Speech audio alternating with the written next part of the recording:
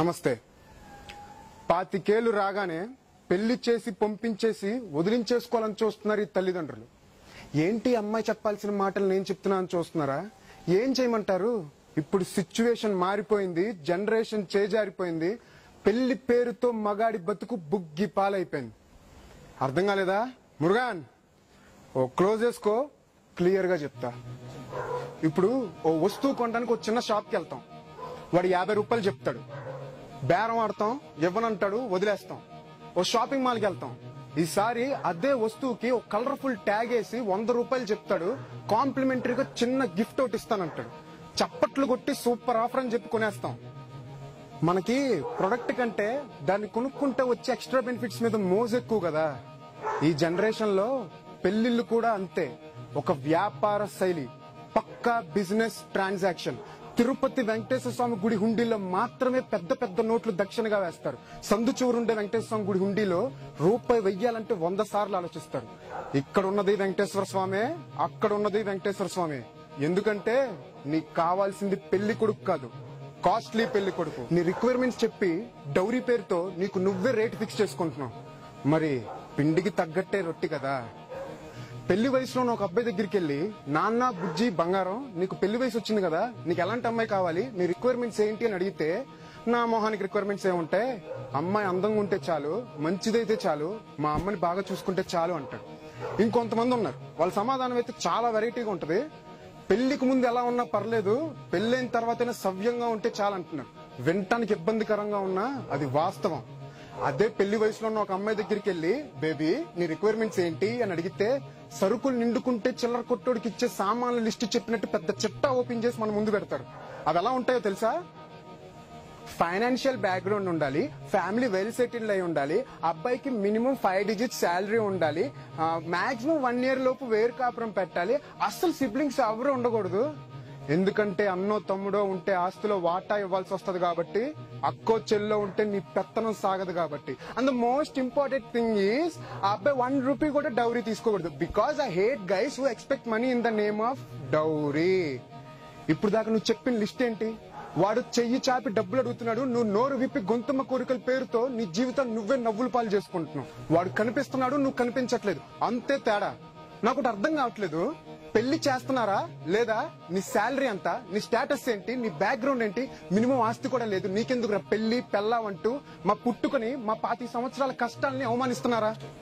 మీరు మీ కోరికలు చెప్పి బిజినెస్ డీల్ మాట్లాడుకుంటున్నారు కదా, మరి వాడు కట్నం తీసుకున్న తప్పేంటి? For a valid business transaction there should be equal and valid consideration. అంతేగా? అమ్మాయిలంటే పిల్లల్ని కనే యంత్రాలు కాదు, 100% కరెక్ట్, అందులో డౌట్ ఏం లేదు. మరి అబ్బాయిలంటే సంపాదించే యంత్రాలా? కేవలం సంపాదన చూసి, స్టేటస్ చూసి వాడి కెపాసిటీని, క్యాలిబర్ ని, క్యారెక్టర్ ని డిసైడ్ చేయొచ్చా? ఆస్తుంటే చాలు, అనామకుడైనా పర్లేదు, క్యాష్ ఉంటే చాలు, క్యారెక్టర్ లేకపోయినా పర్లేదు, బ్యాక్గ్రౌండ్ ఉంటే చాలు, బేవర్స్ గాడైనా పర్లేదు.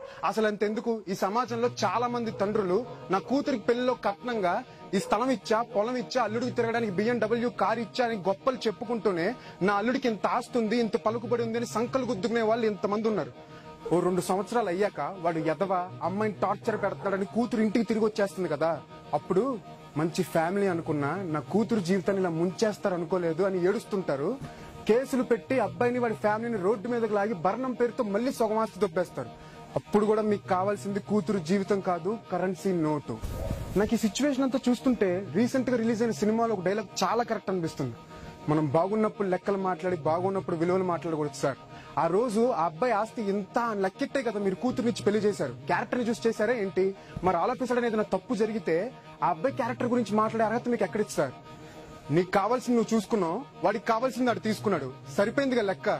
సార్, కన్న కూతురు సార్, మార్కెట్ లో కూరగాయలు కాదు.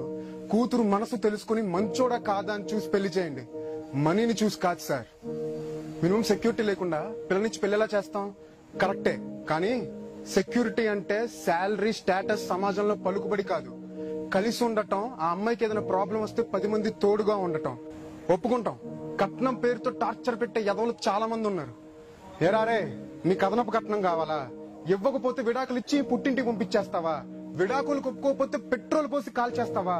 నీ తల్లి ఒక ఆడదే, నీ చెల్లి ఒక ఆడదేరా. ఆడదాని మీద చెయ్యి లేపినోడు మగాడే కాదు, అలాంటి వాళ్ళకి వేరే పేర్లుంటాయి, గుర్తు పెట్టుకో. నేను అబ్బాయిల్ని పాయింట్అవుట్ చేయట్లేదు, అమ్మాయిల్ని పాయింట్అవుట్ చేయట్లేదు. మన దౌర్భాగ్యపు మ్యారేజ్ సిస్టమ్ ని పాయింట్అవుట్ చేస్తున్నా. పెళ్లికి అర్హత కరెన్సీ కాదు, క్యారెక్టర్ అని గుర్తు చేస్తున్నా. ఊరుకోవే, మాట్లాడితే క్యారెక్టర్ అంటావు. పెళ్లికి ముందు ఎలా తెలుస్తుంది అబ్బాయి ఎలాంటోడో అమ్మాయి ఎలాంటిదో? చాలా చిన్న లాజిక్. పెళ్లి చూపుల్లో అంతా మాట్లాడుకున్న తర్వాత అబ్బాయి అమ్మాయిని పర్సనల్ గా మాట్లాడుకుని పక్కన పంపిస్తారు కదా. ఫేస్బుక్ పాస్వర్డ్ ఎక్స్చేంజ్ చేసుకోండి, 5 నిమిషాల్లో ఎవరు ఎలాంటి వాళ్ళు తెలిసిపోద్ది. ఊరుకోవే, నువ్వు మరీ చెప్తావు ఫేస్బుక్ పాస్వర్డ్ అలా అడుగుతాం. పెళ్లికి ముందే హెచ్ఐవి టెస్టులు, డిఎన్ఏ టెస్టులు, వర్జినిటీ టెస్టులు సిగ్గు లేకుండా ఎలాంటి మొహమాటం లేకుండా అడుగుతున్న ఈ రోజుల్లో ఫేస్బుక్ పాస్వర్డ్ అడిగి తీసుకోలేవా? వీడియో చూసిన తర్వాత అందరూ ఫేస్బుక్ లో చాట్ హిస్టరీలు డిలీట్ చేస్తారు కదా.